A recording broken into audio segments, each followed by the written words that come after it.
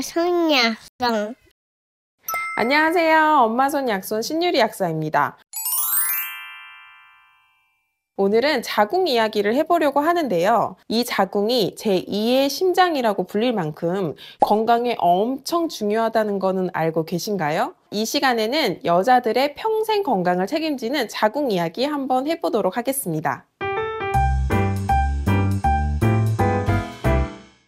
자궁은 여성에게만 있는 장기로 여성 건강에 있어서 제2의 심장입니다. 자궁이 아프면 온몸이 아프다는 말이 있을 정도로 매우 중요하죠. 보통 임신과 출산을 담당하는 장기로만 알고 있는데요. 임신, 출산이 끝나면 자궁의 역할이 끝일까요? 당연히 아닙니다.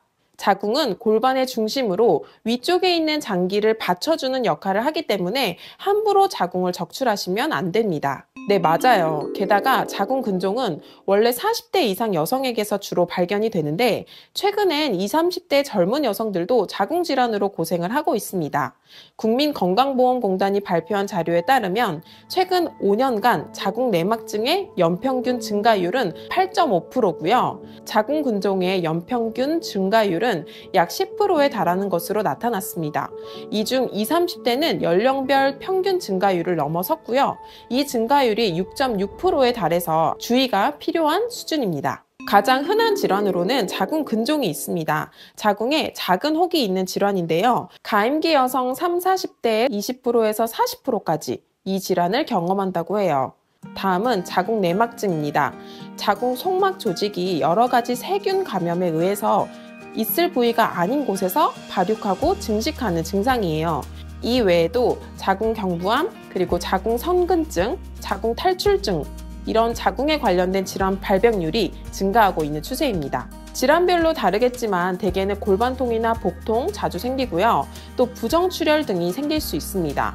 또 변비나 심한 피로감, 그리고 복부 팽만감, 탈모, 손발톱 이상 등이 발견될 수 있습니다. 사실 의학적으로 자궁 근종 그리고 자궁 내막증에 관련해서 원인이 불분명하다고 정의되어 있습니다.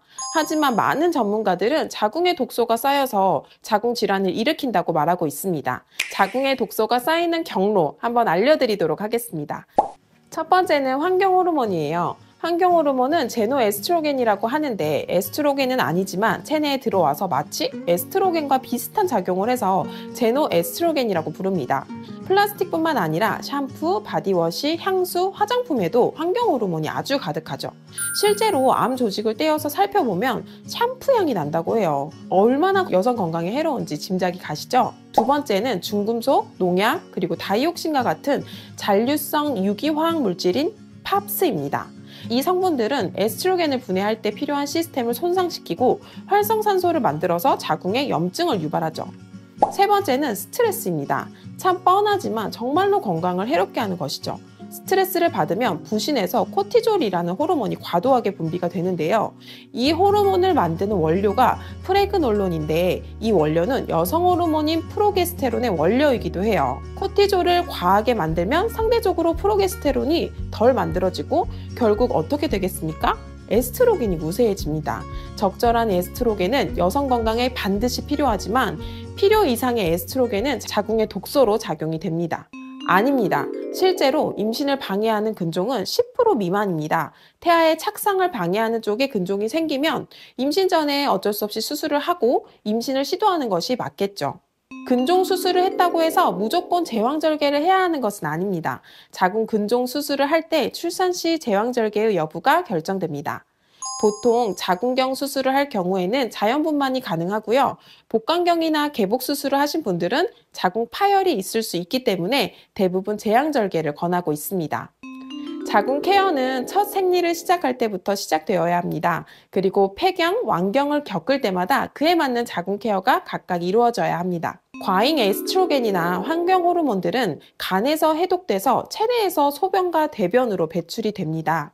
결국 간이 건강한 게 중요하겠죠. 간에 좋은 음식이 곧 자궁에 좋은 음식이라고 생각하시면 됩니다. 그리고 항상 제가 강조하는 것 있죠. 좋은 걸 먹기보다는 나쁜 걸 먹지 말라. 이제 외워지실 정도로 자주 들었을 텐데요. 다시 한번 말씀드리겠습니다. 첫 번째, 밀가루가 포함된 면, 빵과 같은 종류의 음식. 그리고 두 번째, 설탕이나 과당이 들어있는 음료. 그리고 세 번째, 카놀라유, 포도씨유, 그리고 콩기름과 같은 씨앗기름. 가공식품, 배달음식 이런 거 자주 드시면 자궁에 정말 안 좋습니다. 자궁에 좋은 음식은요, 간에 좋은 십조합과 채소들이에요. 양배추, 케일, 그리고 브로콜리, 콜리플라워 등이 있는데 간이 에스트로겐을 처리하는 데 필수적인 글루타치온이 풍부하게 들어있다고 생각하시면 돼요. 또 오메가3가 풍부한 생선도 너무 좋고요. 그리고 비타민 D가 부족하면 자궁 질환이 많이 생기니까 비타민 D도 충분히 드셨으면 좋겠습니다. 자궁을 건강하게 만드는 것은 굉장히 중요한 일입니다. 내 건강을 지키는 것에서 더 나아가 내 아이의 건강을 지키는 것이기 때문이죠. 오늘 이 영상이 여러분에게 큰 도움이 되길 바라면서 여러분 건강하세요.